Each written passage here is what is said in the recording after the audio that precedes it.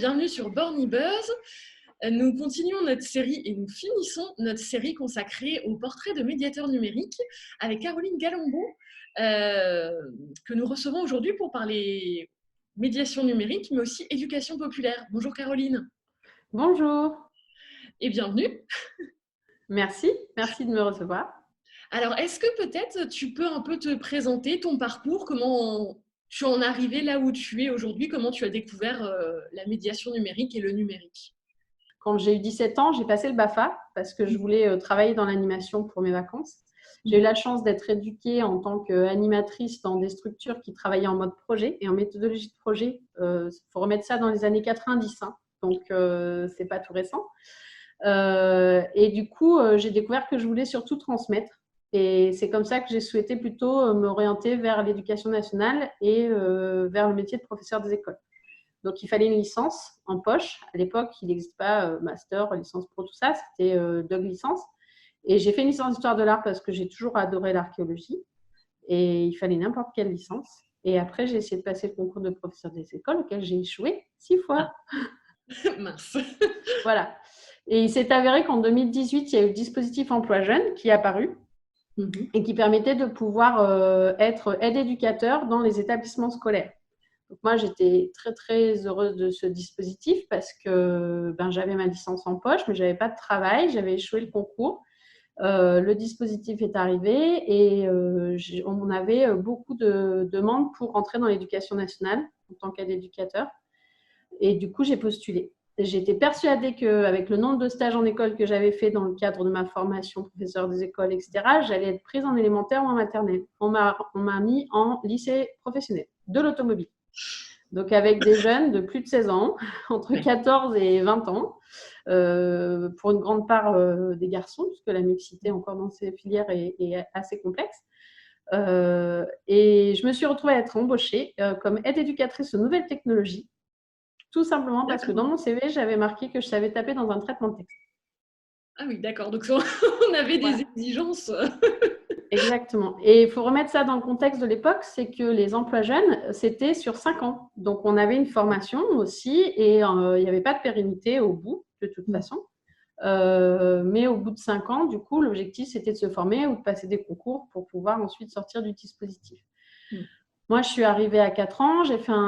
J'ai été embauchée pour m'occuper du réseau informatique de l'établissement. Il y avait entre 70 et 120 ordinateurs.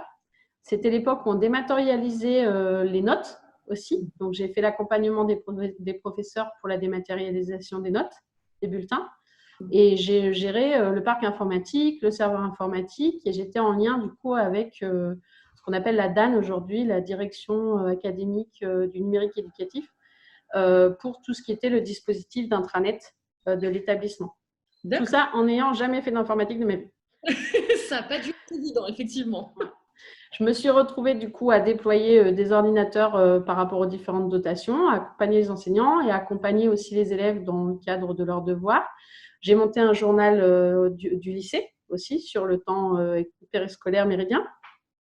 Et aussi, j'ai accompagné les projets, ce qu'on appelait à l'époque à caractère pluridisciplinaire avec les équipes éducatives pour intégrer le numérique dans des projets de classe. D'accord. Du coup, donc plutôt sur un côté un peu médiateur numérique. Et il faut remettre dans le contexte qu'à l'époque, Internet en était assez prémisse.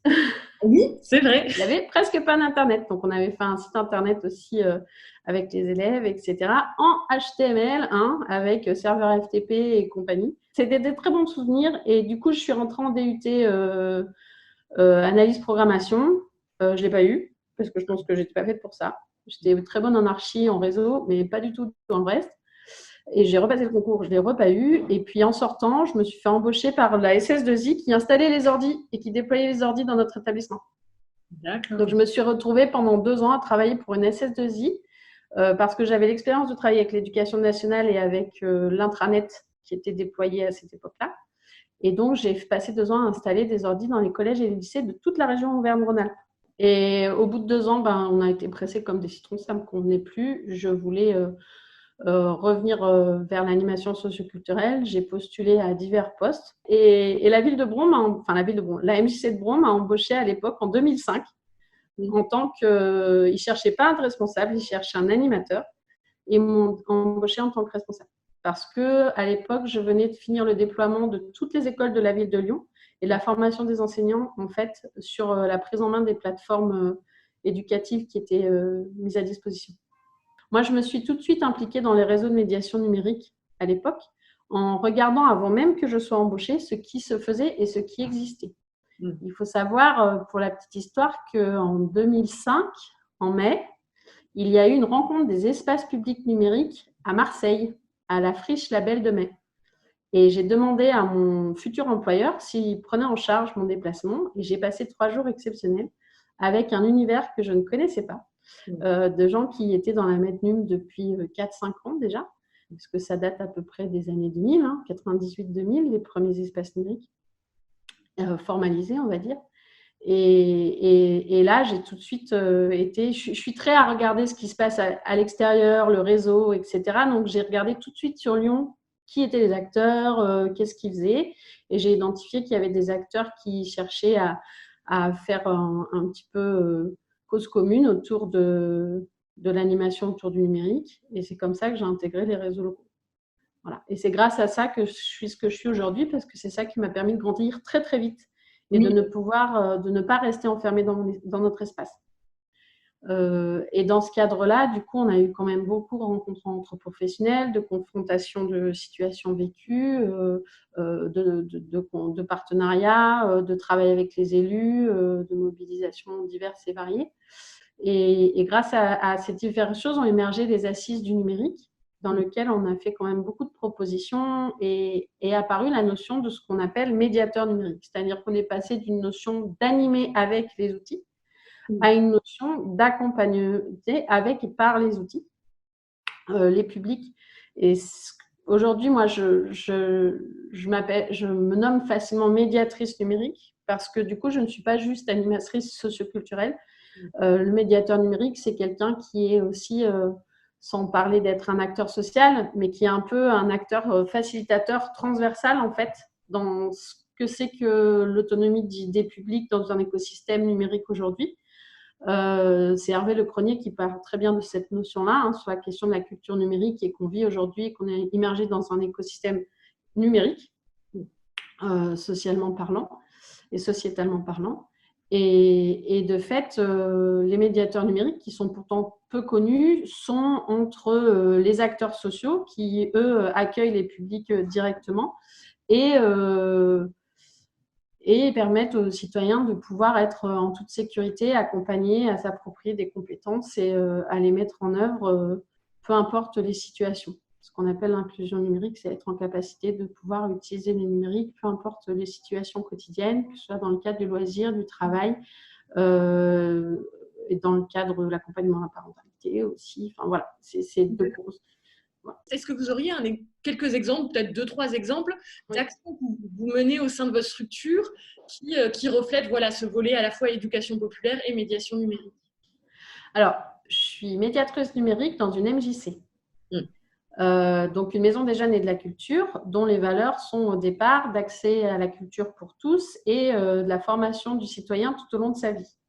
Donc ça, c'est un des principes fondateurs, entre autres, de l'éducation populaire. Et la finalité, c'est l'émancipation du citoyen.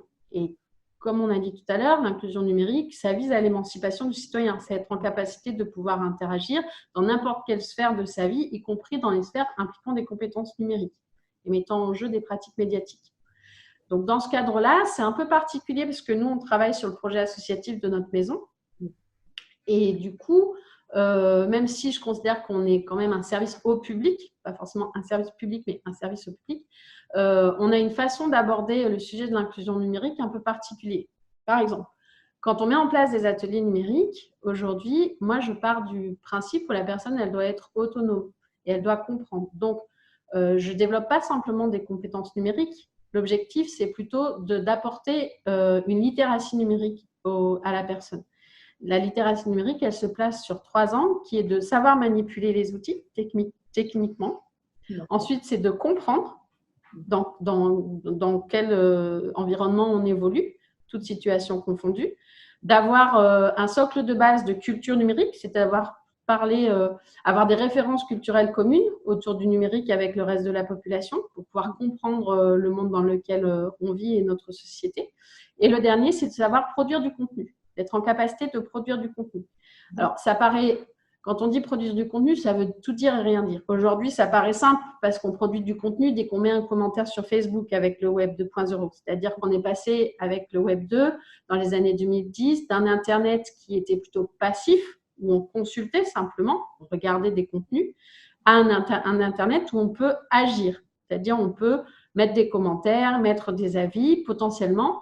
On peut aussi participer à la vie de la cité. Comme les assises du numérique éducatif, en fait, le fait que l'État peut proposer des consultations en ligne, en fait, sur certains dispositifs d'État. On peut aussi être amené à participer à la construction de livres blancs, etc., qui permettent de faire des propositions à l'État sur certains champs, en dehors des urnes. Et ça, je trouve que c'est très important. Il y a pas mal de pétitions en ligne aussi dans ce même domaine, des pétitions qui se retrouvent du coup à l'Assemblée. Oui. Exactement. Et ça, c'est important en fait, parce que d'une part, les dispositifs techniques des Internets aujourd'hui nous permettent d'agir et d'être acteurs de l'Internet, mais acteurs sur l'aspect technique des choses, mais aussi acteurs sur l'aspect citoyenneté. Alors, c'est des grands mots valises, la citoyenneté, mais le pouvoir d'agir, il est aussi, si on a une littératie numérique, on va pouvoir comprendre et du coup se positionner. Dans le cadre de l'éducation populaire, moi, je considère qu'un citoyen non informé ne peut pas participer activement à la société. Donc, dans nos ateliers, notre objectif est de faire comprendre des concepts, qu'est-ce que l'Internet, comment ça fonctionne, mais aussi de pouvoir donner à voir les alternatives qui existent dans leur choix de consommateur. Donc, par exemple, quand on parle d'un système d'exploitation, on ne va pas parler de Windows. On va parler des différents systèmes d'exploitation qui existent. Exactement la même chose pour les navigateurs Internet. Je fais raccourci, hein, mais c'est un peu cette idée-là. C'est-à-dire que systématiquement, on va avoir à cœur d'informer le citoyen pour qu'il puisse faire des choix éclairés dans ses modalités de consommation et qu'il puisse du coup être réellement acteur de sa vie quotidienne dans la société. Après, libre à eux de faire le choix ou pas. Quand on parle de différents navigateurs, on va mettre en valeur les valeurs éthiques qui sont véhiculées par certains et par d'autres, sans forcément stigmatiser ceux qui ont des valeurs monétaires. Par contre, de donner l'information, c'est important. Pour la cyberbase, à la MJC de Bron, il a été fait le choix d'avoir des ordinateurs sous macOS, sous Linux et aussi sur Windows. En partant du fait qu'une personne, elle doit être autonome en utilisant tous les types de systèmes auxquels elle peut être confrontée. Ce n'est pas la marque qui fait la compétence. La compétence, elle s'acquiert et elle peut être réinvestie, peu importe le terminal qu'on utilise. Et c'est d'autant plus valable aujourd'hui avec les interfaces tactiles qui sont un peu mis à chaque fois en opposition aux interfaces clavier-souris. Oui. Et c'est une vraie question. Et quand on parle de littératie numérique, c'est-à-dire faire des ateliers Windows ou faire des ateliers apprendre à utiliser la tablette, nous, ce n'est pas comme ça qu'on travaille. On fait des ateliers, s'approprier un environnement numérique et on travaille, peu importe l'interface et le terminal qu'on a face à nous. Puisque l'objectif, c'est que le citoyen puisse transférer ses compétences et dans n'importe quel contexte, il puisse les réinvestir et être autonome. Voilà. Donc, je ne sais pas si c'est lié à l'éducation populaire et si c'est lié aux valeurs qu'on porte dans ce cadre-là, mais en tout cas, on a bien identifié sur ces 16 ans qu'apprendre des procédures ne permettait pas l'autonomie. Par exemple, on ne fait pas, nous, de tutoriel. On a fait le choix de ne pas faire de tutoriel. On donne des fiches concept aux usagers qui ne sont pas des fiches petit 1, vous cliquez là, petit 2, vous cliquez là, petit 3, vous cliquez là. Donc, on fait plutôt des fiches comprendre l'Internet, comprendre le cloud, voilà, des choses qui vont être plutôt compréhensibles et plutôt des mémos de compréhension que des fiches procédurales. Ça, c'est un vrai choix, par exemple. Après, la façon dont ça s'incarne aussi l'éducation populaire dans notre travail, ça va être par le fait que comme on est une association loi 1901, on a à charge aussi à cœur d'investir les adhérents, et pas que les adhérents, parce qu'à la cyberbase, à la différence de la MJC de façon globale, on a des usagers qui sont non adhérents et on a des adhérents à la MJC. Les gens adhèrent quand ils participent à une activité. Donc, on a une mixité des publics, si on peut dire, dans ce cadre-là. Et de fait, on a des publics très différents qui ne seraient pas non plus le public qui vient aux activités hebdomadaires de la MJC. Je peux avoir dans notre local une personne qui est à la rue, une personne qui sort de prison. On peut avoir des personnes en reconversion professionnelle. On peut avoir tout type de catégories socio-professionnelles confondues. En fait, voilà. Enfin, on a des publics très mixtes. Après, avec une spécificité ici, c'est qu'on est en centre-ville. Alors qu'il y a 2 quartiers politiques de la ville. Donc, on n'est pas en quartier politique de la ville, ce qui fait que c'est plus compliqué pour capter les publics parce qu'on n'est pas en proximité des territoires où les publics auraient le plus besoin d'accompagnement. Sans stigmatiser que ce n'est pas les QPV où il y aurait le plus d'accompagnement parce qu'on constate aussi dans l'accompagnement des différents publics que des publics de catégorie moyenne sur d'autres champs ont aussi besoin d'accompagnement. Je pense aux familles, par exemple, et l'accompagnement à la parentalité, elle est aussi nécessaire, même si on a un niveau social ou culturel ou économique supérieur à d'autres typologies de familles. Les problématiques sont transversales, en fait. Elles sont pas forcément spécifiques à une typologie de public.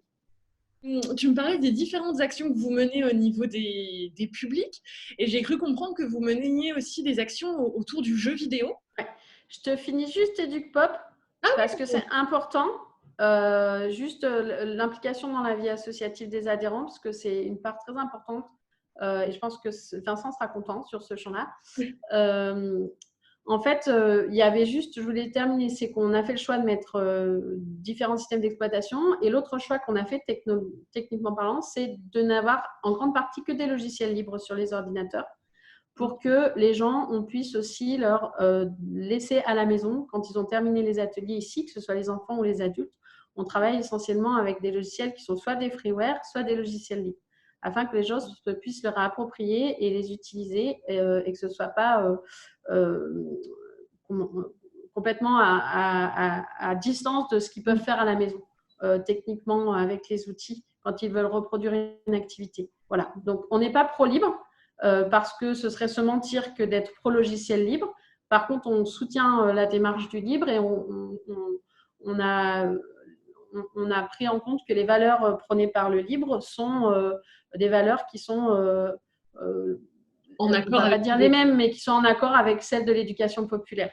Ouais. Voilà. Donc, il y avait ce côté-là qui était important. Et sur la vie associative et l'implication des adhérents, nous, ça passe par le fait qu'aujourd'hui, on a mis en place, en fait, parce qu'on avait beaucoup de sollicitations des adhérents qui nous demandaient soit proposer des choses, etc. Donc, on a mis en place des instances de réflexion autour du numérique au sein de notre structure, au sein de la MJC. Donc, il y a une commission numérique qui a vu le jour avec des administrateurs, des adhérents bénévoles ou des usagers et des salariés qui travaillent autour de la médiation numérique dans la structure pour réfléchir à une politique numérique de maison, déjà, pour que ce projet il puisse être vraiment porté par la structure de façon globale. Et d'autre part, comme on avait quand même des gens qui n'avaient pas envie de s'impliquer vraiment dans des instances de réflexion un peu éloignées de leur pratique au quotidien, on a mis en place un comité d'usagers qui est plus sur la vie quotidienne de l'espace, en fait, de recueillir leurs envies et de nous, salariés permanents, de pouvoir leur faciliter la mise en œuvre des projets qu'ils souhaiteraient mettre en place. Donc, ça passe aussi par le fait que le bénévolat ici, sur notre secteur numérique, il passe par le fait que les usagers peuvent soit venir donner un coup de main sur des compétences qu'ils souhaitent mettre en œuvre. Donc, ça peut être sur l'aide accompagnée, par exemple, au numérique. Ça peut être pour co-animer les ateliers périscolaires dans les écoles, par exemple. Ça peut être aussi pour accompagner des projets culturels dans lesquels le numérique est impliqué, sur lesquels on participe depuis plusieurs années, ou sur le festival de jeux vidéo qu'on met en œuvre depuis 3 éditions. Voilà, c'est vraiment d'impliquer les gens dans la vie quotidienne, mais aussi dans les actions qui sont portées, qui sont menées, y compris aujourd'hui avec le confinement. On n'a plus d'ateliers en présentiel pour les adultes. Par contre, on poursuit la vie associative en mettant en place tous les vendredis soirs des lives sur l'heure de l'apéritif à destination des familles où les usagers peuvent être force de proposition aussi sur les contenus qui sont proposés et ils peuvent eux-mêmes venir animer des temps. Donc, on a un studio de stream et on peut faire aussi ça en distanciel et on a un Discord en fait qui permet d'être un outil de communication et de faire vivre la communauté des différents usagers qui participent activement à la vie du lieu. Et on a un espace d'échange comme ça pour les ados et les adultes aussi en distanciel. On essaye de continuer à faire perdurer le lien malgré la situation sanitaire aujourd'hui. Et ça prend vraiment cœur l'éducation populaire dans ce cadre-là parce qu'on se rend compte aujourd'hui qu'on a un administrateur un usager qui s'est porté volontaire au conseil d'administration l'année dernière. C'est la première fois en 15 ans qu'on a quelqu'un du numérique qui s'implique dans le conseil d'administration. Et on a un comité d'usagers où il y a quand même une dizaine de personnes et sur 80 adhérents sur le secteur numérique, on a 26 bénévoles. Ouais. Donc, du coup, je rebondis sur le jeu vidéo. Oui, effectivement. Alors, le jeu vidéo, la Cyberbase, elle a ouvert en 2005. Alors, c'est un peu atypique parce qu'on n'est pas dans la structure de la MJC. On est en annexe, en fait. Un peu comme Borny, vous êtes un peu tous parachutés dans des locaux différents. Et nous, on est en centre-ville. La MJC, elle est dans un petit quartier. Du coup, on ne touche pas tout à fait les mêmes publics non plus. Et puis, en 2005, j'avais la chance d'avoir un collègue qui était un peu gamer. Et on a essayé d'intégrer le jeu vidéo dans les actions qu'on mettait en place parce qu'un des objectifs principaux de l'espace, quand la ville a mis en œuvre le projet, c'était de faire venir des jeunes. Sauf que ce n'est pas les jeunes qui sont venus en 2005. C'est les vieux. Donc, on a essayé d'expliquer à la mairie que faire venir des jeunes, ce n'était pas magique. Surtout en centre-ville. Et puis, je ne t'ai pas montré l'espace, mais c'est un espace vitré avec des vitres style Apple Store. Donc, faire venir des jeunes dans un espace avec des vitres style Apple Store où la seule chose que tu vois, c'est des gens derrière des ordis, ce n'est pas forcément évident de pousser la porte. Du coup, on a mis en place des actions autour du jeu vidéo à l'époque pour pouvoir… donc, on ne l'a pas fait dans un espace de libre accès au départ, c'était de mettre en place des ateliers dédiés à la culture vidéoludique en activité hebdomadaire. Dans ce cadre-là, l'idée, c'était de donner à voir que la culture vidéoludique, elle ne se cantonnait pas à jouer à un jeu vidéo, mais qu'elle avait tout un champ culturel, philosophique, valeurs sociales, créatif, artistique, et que c'était important d'ouvrir ce champ-là et de permettre aussi une distance critique vis-à-vis des différentes pratiques médiatiques pour les enfants et les jeunes. Puis au fur et à mesure, on a développé des compétences autour du jeu vidéo comme outil pédagogique et on a mis en place une formation parce qu'on s'est rendu compte qu'il y a quand même beaucoup d'acteurs qui commençaient à voir le jeu vidéo. Il y a eu un effet de mode aussi dans les médiathèques où il y a eu des injonctions de mettre du jeu vidéo dans les médiathèques. Et à cette époque-là, on a construit une formation qui date de 2008 environ, qui s'appelle « Intégrer le jeu vidéo dans sa pratique professionnelle ou ses projets culturels ».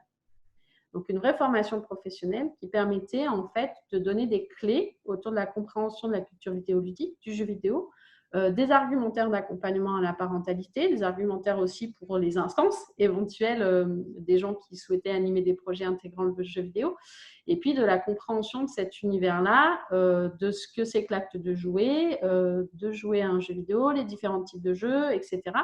Et la médiation auprès des publics et la mise en œuvre de projets.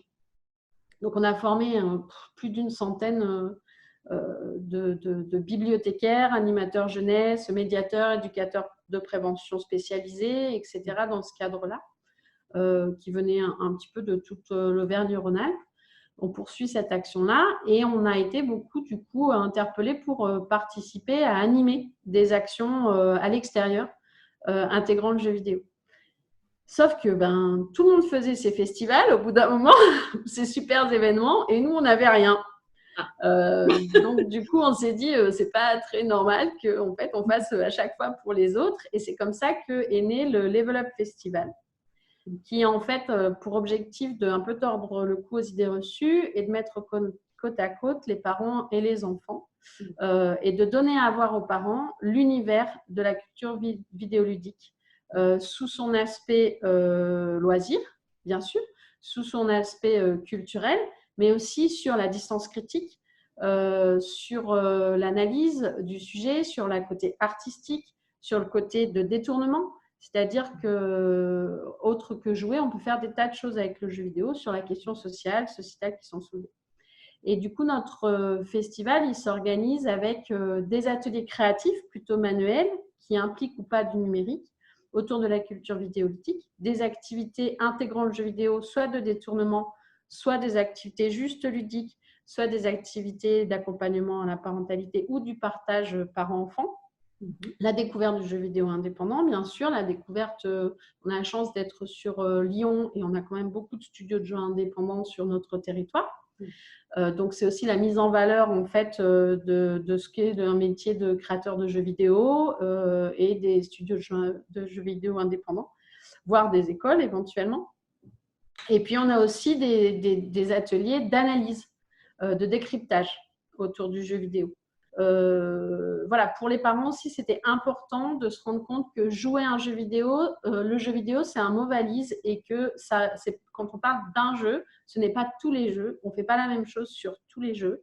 Les mécanismes ne sont pas les mêmes, les contenus ne sont pas les mêmes et les enfants ne jouent pas forcément pour les raisons que les parents imaginent. Oui, ça reflète en fait un large panel de réalité finalement. Voilà, c'est ça. Et de fait, de fil en aiguille, moi j'ai été maman entre deux et du coup j'ai développé des compétences autour de l'accompagnement à la parentalité au numérique et aux écrans, parce que ça plaît bien aux médias de dire ça, et aux écrans. Et que de fait, depuis 7 ans, depuis 2015 environ, on met en place soit de la formation professionnelle à destination des professionnels petite enfance, enfance, jeunesse, soit des interventions auprès des parents, soit des accompagnements de dispositifs comme le Café des parents, dans lequel il y a un médiateur numérique présent pour chaque Café des parents sur les quartiers politiques de la ville. Enfin voilà, l'idée c'est de s'implémenter dans les dispositifs existants pour toucher le plus de public possible. Donc, ça peut prendre aussi la forme d'accompagnement d'écoles qui veulent travailler sur des sujets sur les écrans pour les amener au final, au bout d'un an, à travailler sur le rôle des parents dans l'éveil culturel des enfants. Complètement différente. Voilà, dans lequel le numérique est impliqué comme n'importe quel autre média, le livre ou d'autres médias, pour donner à voir aussi que les sujets, les faces visibles de l'iceberg ne sont pas forcément les bonnes questions à poser. Voilà. Donc, ça, ce qui fait que ça, quand tu disais médiateur numérique, tu vois, ça reflète une palette de choses. Nous, on n'est pas forcément sur un quartier où il y a un travail social. Et c'est vrai que quelqu'un qui travaillerait dans le PIMS en QPV dans notre ville, il n'aurait pas le même discours que moi. Par contre, on est vraiment sur un éventuel très transversal. Et tout à l'heure, tu posais la question de... Sur un territoire, comment ça se caractérise aujourd'hui? C'est d'une part arriver à cultiver les politiques publiques sur cette question, que le numérique, ce n'est pas un silo parmi d'autres, que c'est une question transversale et qui touche tous les sujets et toutes les directions de service d'une ville. Ça, c'est très important. Qu'il est important qu'une ville, elle s'adosse à une politique d'inclusion numérique sur son territoire pour qu'il y ait une vraie cohérence entre les acteurs. Et sur notre ville, moi, j'ai fait un diagnostic territorial sur la question de l'accompagnement numérique. La question la demande, le besoin redondant qui est venu de la part des acteurs, c'est manque d'interconnaissance des acteurs sur leur champ de compétences et leur périmètre géographique. Et c'est ça qui a primé le plus, c'est-à-dire que les gens ne se connaissent pas. Ils se connaissent dans des champs dédiés, sur des thématiques dédiées, mais sur la question du numérique, personne ne sait ce que fait chacun et où s'arrêtent les compétences et les missions. Et ça, c'est un vrai souci parce que du coup, il n'y a pas de pensée transversale du sujet, peu importe le bout par lequel on le prend. La jeunesse va interpeller des sujets qui sont liés au numérique, mais il n'y a pas d'interlocuteur. On va aller chercher des psys, on va aller chercher des gens qui vont être à l'extérieur, parfois à Paris, alors que sur le territoire, il y a déjà des acteurs, y compris sur le territoire un peu large, la région ou le département. Voilà, donc c'est vraiment d'arriver à faire qu'aujourd'hui, c'est pour ça que la politique nationale du numérique inclusif, elle est intéressante, même si elle n'est pas forcément mise en œuvre comme on avait pu le rêver dans les assises de la médiation numérique d'Ajaccio. Elle est importante parce que ça veut dire qu'il y a des prises de conscience et ce qui est intéressant, c'est que la prise de conscience, elle n'est pas que sur le lien avec la dématérialisation des démarches et l'accès aux droits.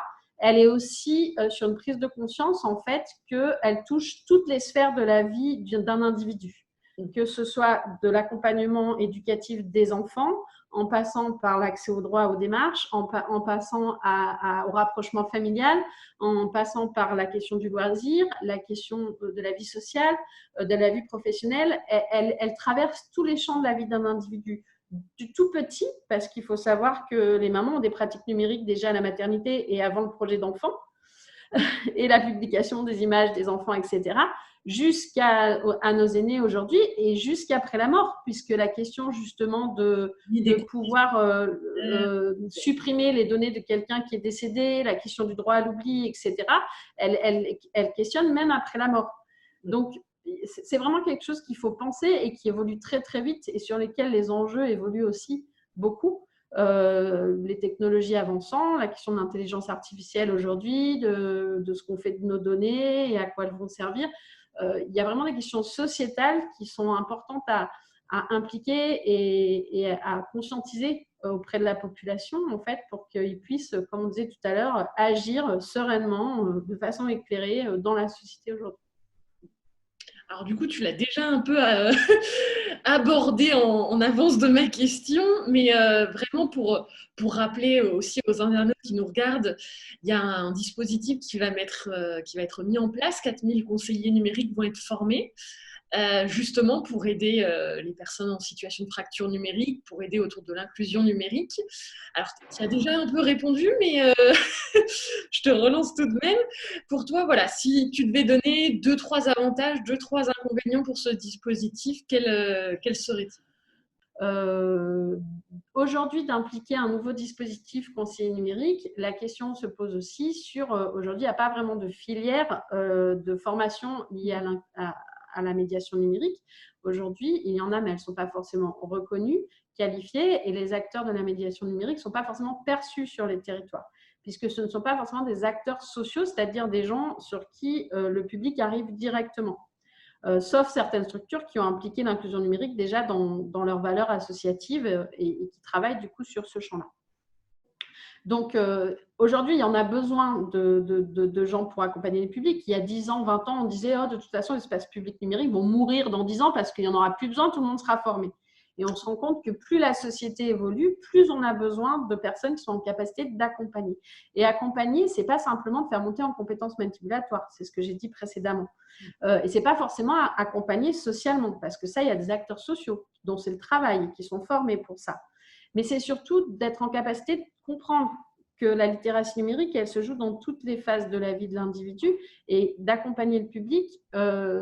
Tu as vu tout à l'heure, c'est que le champ, il est tellement divers et varié que le nouveau dispositif aujourd'hui va permettre de qualifier des jeunes qui sont au niveau du baccalauréat. Il ne faut pas se leurrer, les 14 000 personnes qui sont actuellement en train de postuler, il n'y en a pas tant que ça qui doivent avoir juste le bac. Parce que dans ce que je vois sur les réseaux sociaux, il y a énormément de gens qui sont sans travail aujourd'hui. Et comme pour le dispositif emploi jeune, comme pour le dispositif emploi d'avenir, en fonction du cadre qui est posé et du périmètre en fait, du type de public qui peut être recruté, c'est la porte ouverte à n'importe quel type de population qui est en manque de travail aujourd'hui et de vie professionnelle. Donc ça, c'est une première chose. Donc, il peut être le manque de qualification, il peut être aussi le fait qu'il faut des compétences psychosociales aussi pour travailler sur ce sujet-là, des compétences pédagogiques et pas forcément des compétences techniques, parce que les compétences techniques, on peut les acquérir a posteriori. Voilà. Mais on ne doit pas non plus faire de l'aide sociale. Donc, c'est comment on arrive à qualifier des personnes qui vont devoir accompagner en fonction de la structure et de l'ADN de la structure dans laquelle ils vont se retrouver. Ces personnes à pouvoir évoluer dans leur poste de travail, sachant qu'en plus, ce sont des postes précaires, puisqu'ils ne sont donnés que pour 2 ans et à discrétion de la structure d'embaucher ou pas à terme la personne. Ça veut dire mobiliser des financements. Et ça veut dire qu'aujourd'hui, les financements à mobiliser, c'est un peu compliqué parce qu'on court tous après les modes de financement et la diversification des financements. Je pense que tout le monde vit ça. Donc, c'est une vraie question. Et d'autant plus qu'on a quand même pas mal l'expérience de la mise en place d'animateurs numériques dans les médias. Enfin, moi, je le vois de mon point de vue en lien avec les différents partenaires avec lesquels on a pu travailler, de la mise en place de médiateurs numériques au sein des médiathèques. il y a 10 ans, on a commencé à mettre en place des médiateurs numériques au sein des médiathèques, avec des espaces numériques au sein des médiathèques. Mais pour une grande part de ce que j'en ai vu, même si ce n'est pas le cas, on ne va pas faire une généralité parce qu'il y a des situations qui sont différentes, ça n'a pas forcément été pensé comme une personne ressource transversale à la culture autour, je ne vais pas dire la culture du livre parce que ça serait très réducteur pour parler des médiathèques, mais de la culture des médiathèques, etc. Et on se rend compte que la majorité du temps, c'était des animateurs qui étaient embauchés et ce n'étaient pas des gens qui étaient issus professionnellement du monde de la documentation ou de la bibliothèque. Ouais. Donc, ça a créé des vraies césures professionnelles parce qu'on n'est pas du tout dans les mêmes pratiques professionnelles et dans les mêmes cultures professionnelles. Et c'est un peu là où le bas peut blesser, c'est que si le dispositif n'est pas pensé sur une dynamique territoriale, dans une complémentarité d'action, en mettant à disposition le médiateur numérique, le futur conseiller médiateur numérique du territoire, accompagné au local par une structure porteuse qui peut être à même de le former et de pouvoir le faire travailler sur la question de la posture, parce que la médiation numérique, c'est vraiment une question de posture. Donc, c'est vraiment ça qui est important. Et moi, j'ai peur qu'on mette la difficulté de ces dispositifs, c'est que tu pars, il est précaire. Donc, après 2 ans, on fait quoi? Parce que 4 000 après 2 ans, c'est quand même 4 000 de moins. De les former, est-ce que la formation, elle est à même de travailler sur toutes ces questions-là? Avec qui elle a été construite, avec des techniciens de l'informatique ou avec des gens qui sont de l'accompagnement pédagogique, de l'accompagnement, enfin voilà, qui vont prendre toutes les facettes liées à la médiation numérique. Et puis d'autre part, par qui vont être accompagnés et est-ce qu'ils ne vont pas être laissés tout seuls, ces conseillers médiateurs numériques, et est-ce qu'on ne va pas les mettre justement en situation de précarisation d'autant plus importante en les isolant un petit peu dans un dispositif qui pourrait être contre-productif au final. Par contre, effectivement, il y a des besoins aujourd'hui. Mais voilà, il faudrait que tous ces paramètres-là soient… c'est ce que disait Pascal Plantard dans sa tribune ce matin. Je crois que je vais dire une bêtise dans le journal, mais je crois que je ne sais plus. Bref, peu importe. C'était de ne pas faire de la précarisation au carré. Oui. C'est-à-dire des personnes précaires qui accompagnent des personnes déjà précaires. Voilà. Donc, est-ce qu'on ne va pas renforcer une forme de précarisation aussi? Et c'est de ce côté-là qu'il faut être attentif. Et je vois, moi, la difficulté sur les territoires à arriver à être fédérateur sur ce sujet-là. C'est-à-dire qu'il n'y a pas autant de conseillers numériques que ce qu'il y a de villes ou que ce qu'il y a de territoires en France. Et si on n'arrive pas à fédérer sur la question et à ne pas lever la main à titre individuel, moi j'en veux, moi j'en veux, moi j'en veux, eh bien, on ne va pas réussir à créer une politique d'inclusion numérique territoriale, en fait. Oui, la question du réseau que tu mentionnais tout à l'heure, là, voilà, est vraiment centrale sur ce dispositif. C'est vraiment central et un dispositif vraiment où l'inclusion numérique, elle est pensée de façon transverse sur une ville et où tout le monde travaille pour pouvoir être le plus efficient possible, on va dire, dans la montée en compétences du public.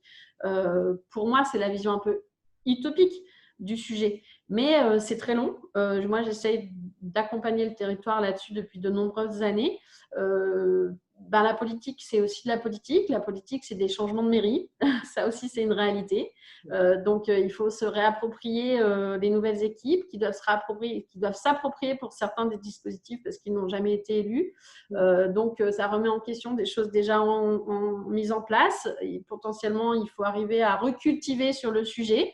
Des nouvelles équipes, conscientisées. Et du coup, tout ça, c'est du temps. Et ce temps-là, parfois, on ne l'a pas. Parce que les dispositifs de financement, c'est la veille pour le lendemain. Et que du coup, on passe les dispositifs de financement. Et du coup, au final, on rate le coche, y compris la mairie. Là, il y a le dispositif France Relance. Toutes les mairies sont sur les dents parce qu'il y a plein d'argent qui est dessus. Et s'il n'y a pas une réflexion collégiale et territoriale sur qu'est-ce qu'on mobilise, quel financement on demande, sur quel champ d'action, est-ce que c'est sur les seniors, est-ce que c'est sur le numérique, est-ce que c'est sur la parentalité, est-ce que c'est sur la jeunesse, etc. Ou est-ce que c'est sur plein de sujets différents.